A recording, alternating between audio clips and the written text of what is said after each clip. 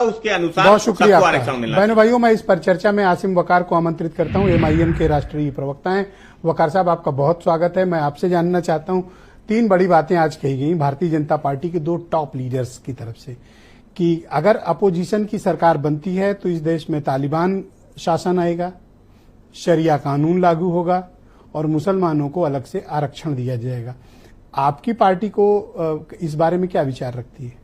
Sir, प्रधानमंत्री जी के बारे में खाली इतना बता दूं, जिस स्टैंडर्ड का प्रचार वो अब कर रहे हैं और जिस तरह की भाषा बोल रहे हैं, वो एक डरे हुए और हारे हुए खिलाड़ी की है।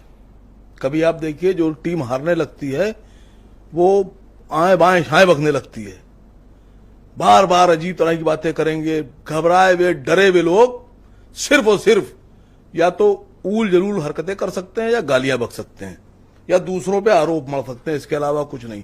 क्योंकि उनके पास अपनी कला दिखाने की, अपनी प्रतिभा दिखाने की क्षमता खत्म हो चुकी होती है, इसलिए वो दूसरों पे आरोप लगाते हैं, झूठ बोलते हैं, मक्कारी करते हैं।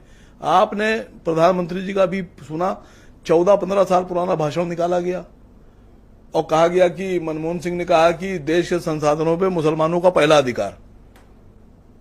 सर हाँ तो बोल दीजिए, प्रधानमंत्री जी बोले। सर आप बोले, मैं तो आपको मुक्त मंच दिया हूं, आप अपनी बात कह लें।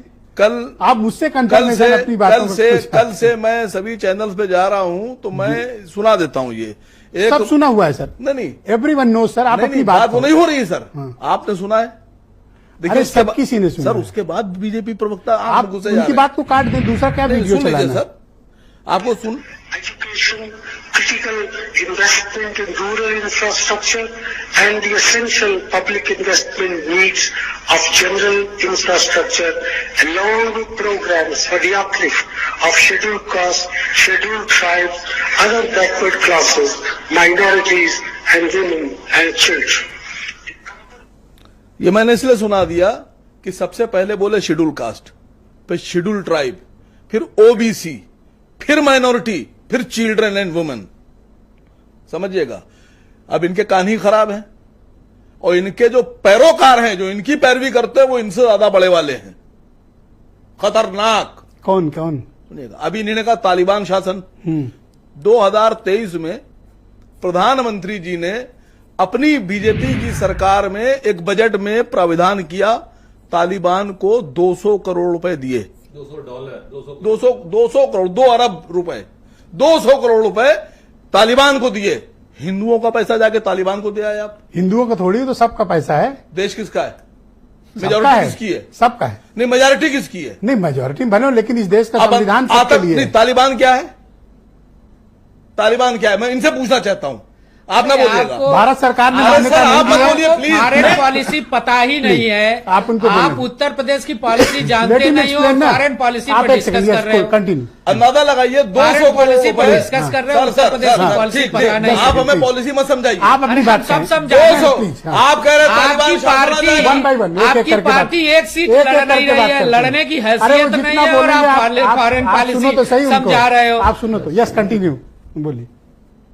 देश का 15 लाख करोड़ रुपया हिंदुओं का, मुसलमानों का, ओबीसी का, दलित का, वंचितों का, पिछड़ों का 15 लाख करोड़ रुपया भारत सरकार ने अपने सिंधी दोस्तों का और गुजराती दोस्तों का माफ कर दिया।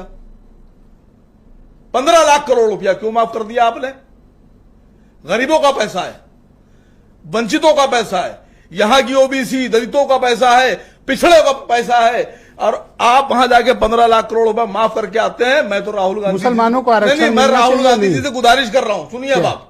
मैं राहुल गांधी जी से हाथ जोड़कर गुजारिश कर रहा हूं कि आप, प्रियंका गांधी जी, मल्लिकार्जुन जी, छोटे बड़े सभी नेता, समाजवादी पार्टी के राष्ट्रीय अध्यक्ष जी, सभी लोग हर विधानसभा और लोकसभा में जाइए और ये बोलिए कि सरकार बनने के बाद ये जो 15 लाख करोड़ माफ किया है, ये माफ नहीं किया जाएगा। ये हलक में डाल के इन सब से, ये 100-200 लोग जो है ना, इनसे हलक में डाल के छीन के लाएंगे और देश की हर औरत को एक सोने का सेट दिया जाएगा। मुसलमानों को भी? सबको दिया जाएगा सर, दलितों को दिया जाएगा और जो गरीब हिंदू हैं उनको दिया जाएगा। ठीक, मैं ब्रजेश शुक्ला जी को आमंत्रित करता हूं। क्यों नहीं देंगे सर? अरे क्यों आप हमको हो गया सर 4.5 मिनट। आप हमको बोलने नहीं दीजिए। 4 मिनट अरे सर सुनिए, 4 मिनट छोड़िए, आप बात सुनिए पहले मेरी। ये क्या बात? सुनिए। अच्छा 20 सेकंड और बोल लो बस, 20 सेकंड सर। सुनिए, 20 साल 22 साल 24 साल का लड़का रिटायर करके घर भेज दिया जाएगा। समझिएगा आप, मतलब पिताजी भी सेना में और उनके पिताजी का लड़का जब सेना में भर्ती हुआ तो लड़का घर आ गया रिटायर होकर, पिताजी नौकरी कर रहे हैं। ब्रजेश शुक्ला जी मेरे सुनिए साथ मौजूद हैं। धन्यवाद तो, अरे सर। सुनिए, अगले राउंड के लिए एक कुछ बता लाइन लो। बोल लूं, एक लाइन, अगले लाइन के लिए बहुत कुछ है अभी। सुनिए, 22 साल और 24 साल का लड़का रिटायर करके घर भेजा जाएगा और 74 साल के बुजुर्ग कह रहे हैं कि शरिया हमको, आ रहा है। नहीं 74 साल के शरिया। बुजुर्ग कह रहे हैं कि हमको फिर से प्रधानमंत्री बना दो। शरिया योगी जी सुना? नहीं तो आप खाली शरिया की बात कर कहा रहे ना हैं, उन्होंने। लेकिन आप ये बताइए, आप ही गिनती में उन्हीं लोगों में कर दूंगा। आप अग्निवीर की बात ही नहीं कर रहे हैं, मतलब आप हिसाब से आप रिटायर बोलिए ना अग्निवीर। तो मैं बोल रहा हूं, आप हाँ में हाँ तो मिलाइए। शरिया तो बोलो। आप हाँ में हाँ मिलाइए। शरिया तो कह दो। कहाँ है शरिया? योगी जी बोल रहे हैं। कौन बोल रहा है? योगी जी ने कहा। योगी जी से कहिए कि सबसे पहले तो अग्निवीर वाली योजना खत्म करके उनको परमानेंट कीजिए। All right, Brajesh